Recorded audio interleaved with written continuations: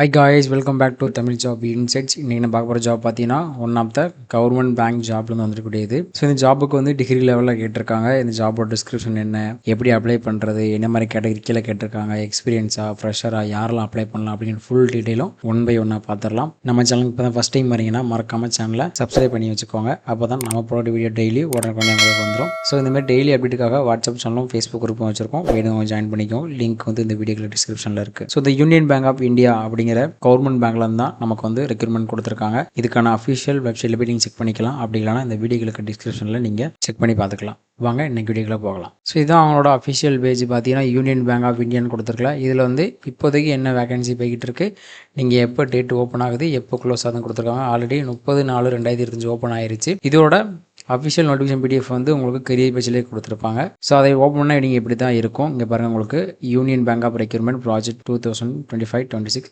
Specialist officers category கீழே உங்களுக்கு எடுக்கிறாங்க. எப்போ உங்களுக்கான ஆன்லைன் ஓப்பன் ஆகுது பார்த்தீங்கன்னா உங்களுக்கு 30/4/2025 ஓப்பன் ஆகி 20/5/2025 க்ளோஸ் ஆகிடும். கிட்டத்தட்ட ஒரு 20 நாள் தான் இருக்குது. ரொம்பவே ஷார்ட்டாக இருக்குது. அதேமாதிரி இது ஒரு கவர்மெண்ட் பேங்க்னால உங்களுக்கு சென்ட்ரல் கவர்மெண்ட் என்ன நாம்ஸ் கொடுத்துருக்காங்களோ அது எல்லாமே இவங்க ஃபாலோ பண்ணுவாங்க. ஃபஸ்ட் நம்ம என்னென்ன போஸ்ட் கொடுத்துருக்காங்க பார்த்துடலாம். ஃபஸ்ட்டு பார்த்தீங்கன்னா உங்களுக்கு அசிஸ்டன்ட் மேனேஜர் கிரெடிட் டிபார்ட்மெண்ட்டில் கிரேடு 1 கீழே உங்களுக்கு பேமெண்ட் பார்த்தீங்கன்னா 48,000 இருந்து பேசிக் பே ஆரம்பிச்சு அலவன்ஸ் அதுமாரி ஆச்சு ஒரு 80,000 சம்பளம் வரும். வேகன்சி பார்த்தீங்கன்னா 250. அடுத்து அசிஸ்டன்ட் மேனேஜர் ஐடி டிபார்ட்மெண்ட் கீழேயும் உங்களுக்கு அதே சேலரிக்கு கீழே தான் வருது. 48,480 ரூபா பேசிக் பே.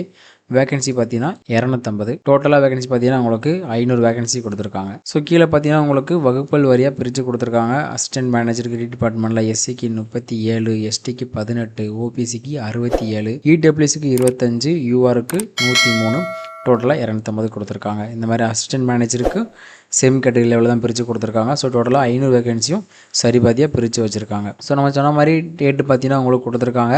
லாஸ்ட் டேட்டும் உங்களுக்கு 20/5 தான், அதாவது இந்த மாதம் 20ஆம் தான் கடைசி டேட்டுன்னு கொடுத்துருக்காங்க. அடுத்து எஜுகேஷன் குவாலிஃபிகேஷன் அப்புறம் ஏஜ் பார்த்துடலாம். அசிஸ்டன்ட் மேனேஜர் கிரெடிட் டிபார்ட்மெண்ட் கீழே உங்களுக்கு மினிமமாக 22 வயசு இருக்கணும், மேக்ஸிமம் 30 வயசு இருக்கலாம்னு கொடுத்துருக்காங்க.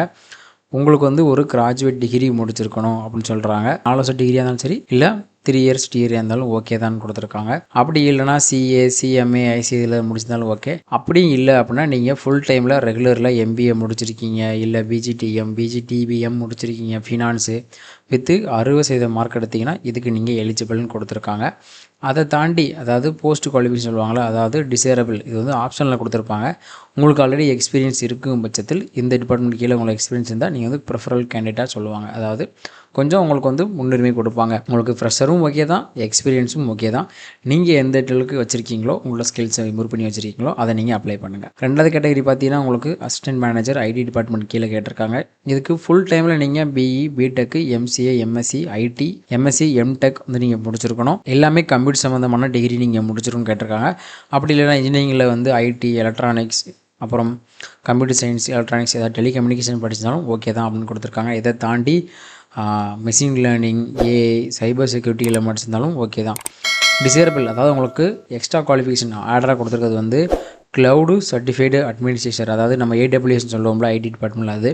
அடுத்து உங்களுக்கு க்ளவுடு செக்யூரிட்டி ப்ரொஃபஷனலு, நெட்வொர்க் அசிஸ்டண்ட்டு, உங்களுக்கு data analyst, data engineering certificate, இந்த மாதிரி டிபார்ட்மெண்ட் நீங்கள் எதுவும் முடிச்சிருந்தீங்க அப்படின்னா உங்களுக்கு வந்து ஆர்டர் அட்வான்டேஜ். இதில் வந்து மினிமம் 1 இயர் வந்து போஸ்ட் குவாலிஃபிகேஷன் எக்ஸ்பீரியன்ஸாக கேட்குறாங்க. அதாவது ஐடி டொமைன் கீழே நீங்கள் தான் வேலை பார்த்துருக்கணும்.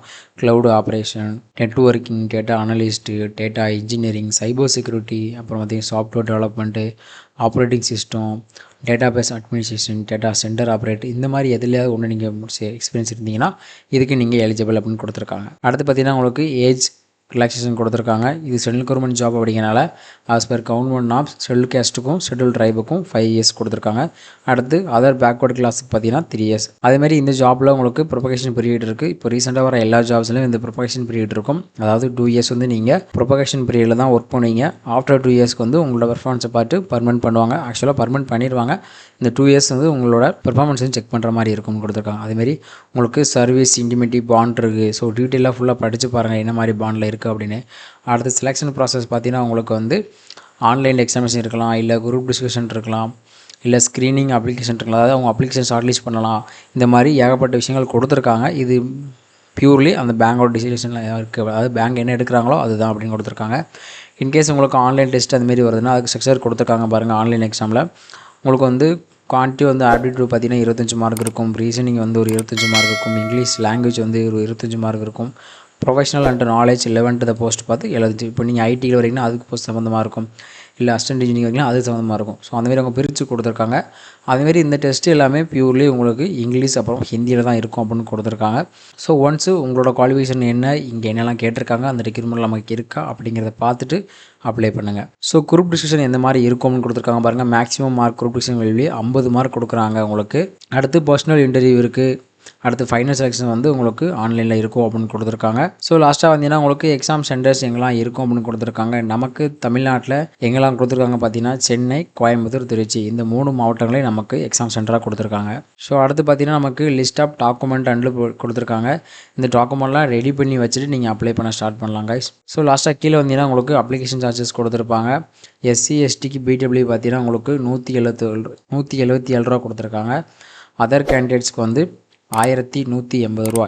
ஆல்ரெடி எதுக்கு அதிகமாக இருந்தால் இது சென்ட்ரல் கவர்மெண்ட் ஜாப். இந்த ஜாப் வந்து இயர்லி 2 இயர்ஸ் 3 இயர்ஸ் அந்தமாதிரி தான் வரும். அதனால் வந்து கண்டிப்பாக அதிகமாக தான் இருக்கும் சார்ஜஸ் இதுக்கு வந்து. ஸோ நீங்கள் எப்படி அப்ளை பண்ணுறணும், ஆன்லைனில் எப்படி அப்ளை பண்ணணும், ஃபுல் டீட்டெயிலும் இங்கே கம்ப்ளீட்டாக கொடுத்துருப்பாங்க. 1 by 1 படித்து பார்த்து அப்ளை பண்ணுங்கள். இல்லை யூடியூப்பில் டுட்டோரியல் வேணும்னு கேட்டிங்கன்னா அந்த டுட்டோரியல் நான் போடுறேன். So that's it today video guys. Thanks for வாட்சிங் அவர் தமிழ் ஜாப் இன்ட்ரெஸ்ட். மறக்காமல் சேனலை சப்ஸ்கிரைப் பண்ணிடுங்க.